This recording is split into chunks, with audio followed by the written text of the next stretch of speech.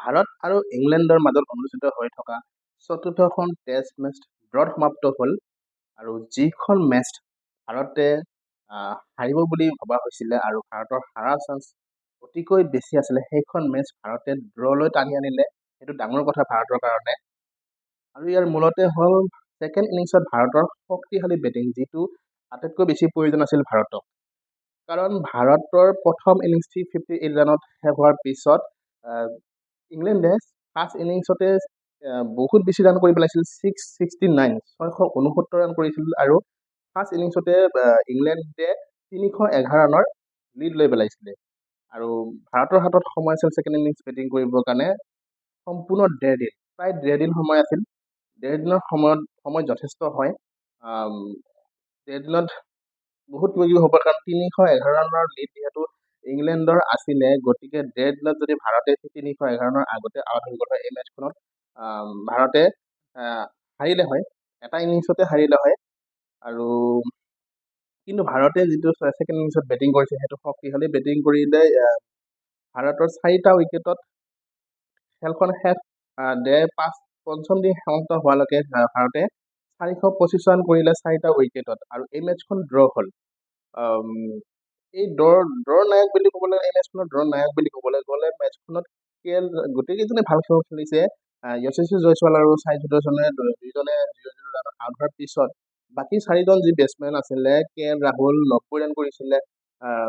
তাৰপিছত আছে সুমন গিল, কেপ্টেইন সুমন গিলে 103 ৰান, ৱাশ্বিংটন সুন্দৰে 101 ৰান আৰু ৰবীন্দ্ৰ জাদেজাই 107 ৰান কৰি নট আউট হৈ থাকিল। অৰ্থাৎ ৱাশ্বিংটন সুন্দৰ আৰু ৰবীন্দ্ৰ জাদেজাই নট আউট হৈ থাকিল, দুইজনে শতক ৰান কৰিলে। আৰু এই মেচখনৰ ড্ৰলৈকে টানি অনাৰ মই যদি দুজনক নায়ক সজাব যাওঁ, সেই দুজন হৈছে ৱাশ্বিংটন সুন্দৰ আৰু ৰবীন্দ্ৰ জাদেজা।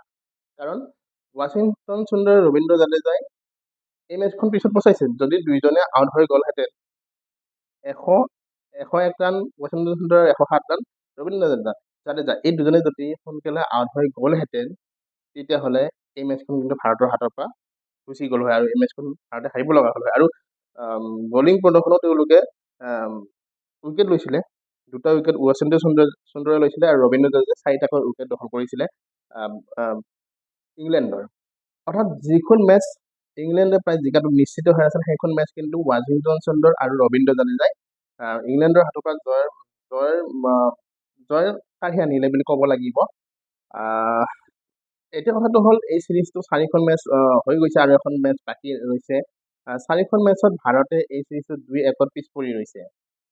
অৰ্থাৎ 2খনত ইংলেণ্ডে জিকিলে, এখনত ইণ্ডিয়াই জিকিছিল আৰু এখন ড্ৰ হ'ল। এতিয়া পঞ্চমখন টেষ্ট মেচ কিন্তু ভাৰতৰ বাবে আটাইতকৈ ভাৰতৰ সেইখন মেচ কিন্তু ভাৰতে জয় হ'বই লাগিব, তেতিয়াহে এই চিৰিজটো বাচি থাকিব ভাৰতৰ হাতত।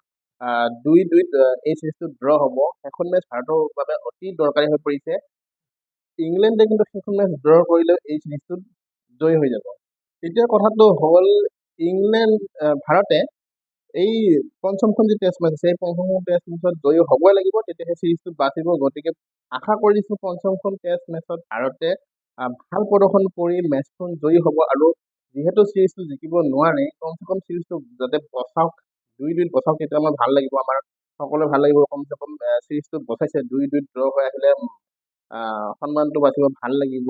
আৰু যদি খেলখন ড্ৰ হয়, তেতিয়া কিন্তু ভাৰতৰ হাতৰ পৰা চিৰিজটো গুচি যাব। আৰু এই মেচবিলাক যিহেতু ড্ৰ হওক বা জয়ী হওক, এই মেচবিলাক কিন্তু ৱৰ্ল্ড টেষ্ট চেম্পিয়নশ্বিপ যি 27ত হ'বগৈ, তাতে প্ৰভাৱ পৰে। গতিকে মেচখন যাতে নাহাৰে,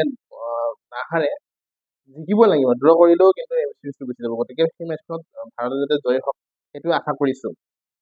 এয়া আছিল আজিৰ ভিডিঅ'টো। সকলোৱে ভিডিঅ'টো লাইক কৰি দিব, শ্বেয়াৰ কৰি দিব, লগতে চেনেলটো ছাবস্ক্ৰাইব কৰি দিব আপোনালোকে। ধন্যবাদ।